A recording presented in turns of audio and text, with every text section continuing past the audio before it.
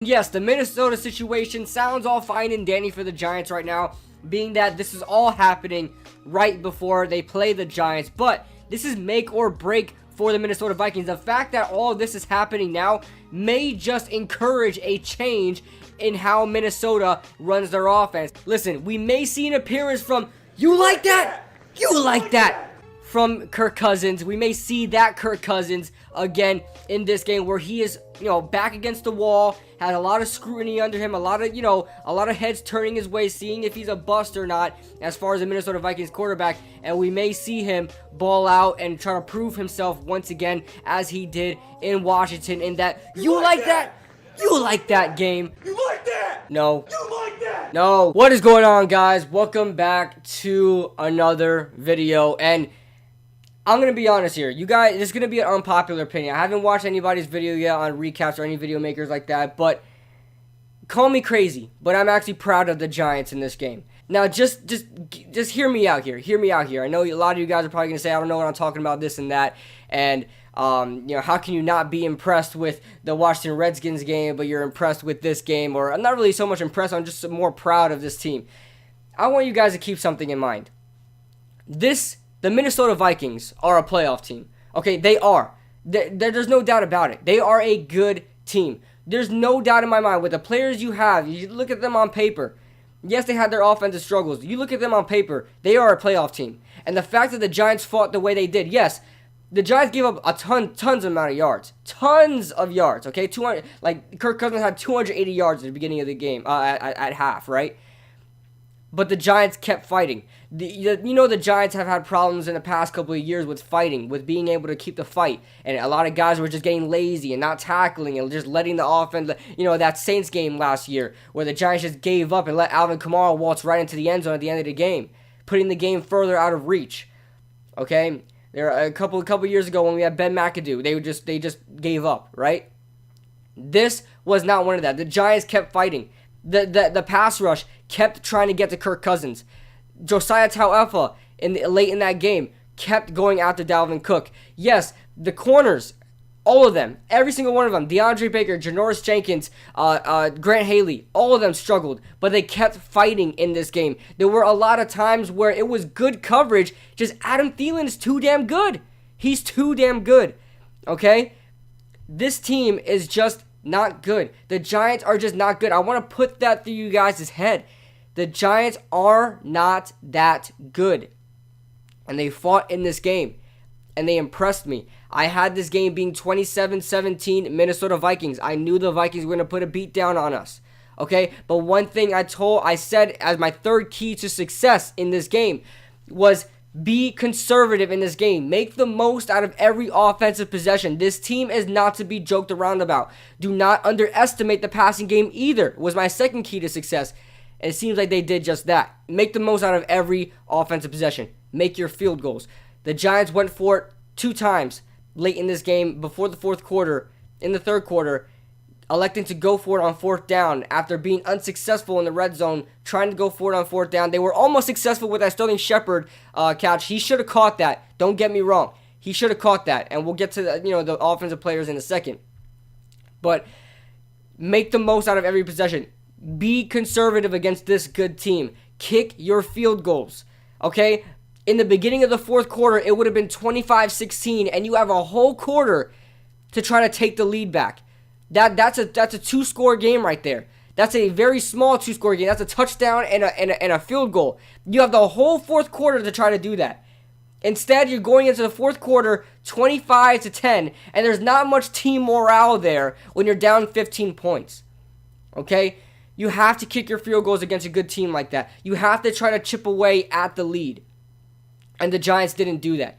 I have a feeling the Giants could have probably made something happen had it been 25-16, 25-19, if in that fourth quarter. The Giants could have done something there. They could have, left off, picked up where they left off in the first quarter where Darius Slayton made that great catch. Darius Slayton was good in this game, man. He just needed more reps. He barely had any catches, just like during that Tampa Bay game. He was really good, but barely had any catches. Okay? Offensively, the struggle was there. Too many penalties. There were a lot of stupid penalties. Now, the Giants weren't crazy in penalties as the Minnesota Vikings were. The Minnesota Vikings had a lot of yards and penalties, a crazy amount of yards. But the Giants had penalties at the wrong moments. Nate Solder, had a couple holding calls that the Giants were successful on some plays and they had to come back because of Nate Solder holding because he couldn't hold Everson Griffin or whoever was there, or Danielle Hunter. Then you look at Evan Ingram had a couple holding calls as well. Holding there when Eli Penny out of all people, the fullback, running against the Minnesota Vikings defense, 12-yard gain was called back because of Evan Ingram holding. You have to give props. And I know Daniel Jones didn't have the best of his games. He actually played a really good game. And I'm gonna guys, stay tuned because I'm gonna blow you guys' mind with how good Daniel Jones played in this game. He threw, not every ball was extremely accurate, but he was under pressure extremely poised. The Vikings were sending 6 guys, 7 guys.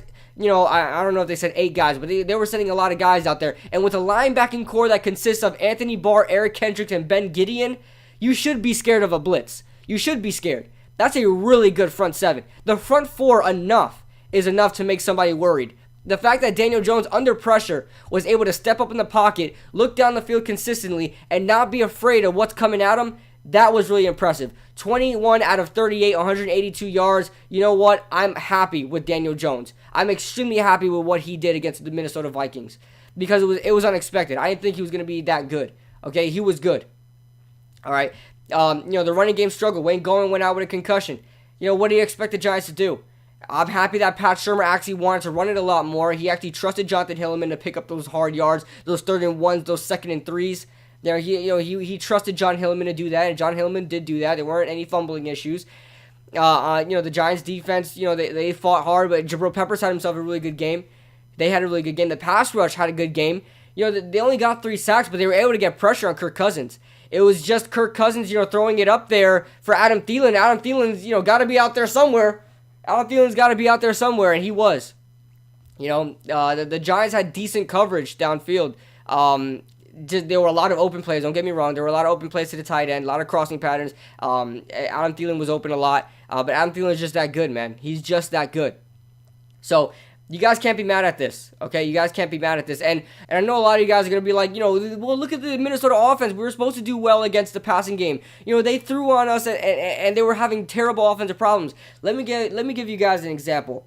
I had a radiator leak in I'm a mailman, if you guys didn't know. I had a radiator leak in my van, and I just kept going. I tried to finish my route, try to finish delivering the mail with the radiator leak because I was like, okay, I'll fix the problem later on when I'm done, and I'll just fix it later. But my radiator leak was so bad that my van wound up overheating and it shut down on me.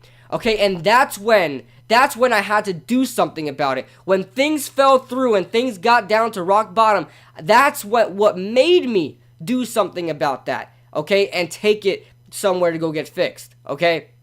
The Minnesota Vikings were dealing with offensive problems, during the beginning of the weeks, and there were some complaints here and there, and the offensive passing game isn't that good. But it was last week that things really fell through. Adam Thielen was taking shots at Kirk Cousins. Stephon Diggs was threatening to stay out of the game. Mike Zimmer was taking a shot at Kirk Cousins. Kirk Cousins was going on podcast saying, I'm sorry for not throwing you the ball. Okay, things fell through, which caused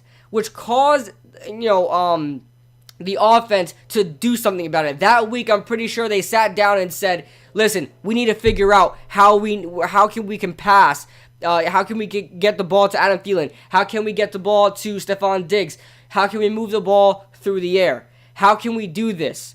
We need to fix it right now. And that's exactly what they did. So actually the Vikings, with everything that happened with Adam Thielen, Stephon Diggs, Mike Zimmer, Kirk Cousins, that happening actually helped the Vikings and was not a good thing for the Giants, because it was because of that they really said, listen, we need to fix this right now. It's an unpopular opinion, guys, but I'm proud of how the Giants played today.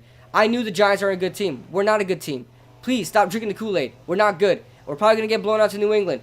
I just have to throw it out there for you guys, because there's too much guys that are happy and giddy, and we're gonna be this or we're gonna be that. I have to be that guy to throw you guys down. I'm sorry. But I don't want this fan base to get to the point where we're getting upset with losses like this. I don't want this fan base, if we get blown out to New England next week, to be up in arms of how this team sucks and everybody should be fired and things like that. We're not good.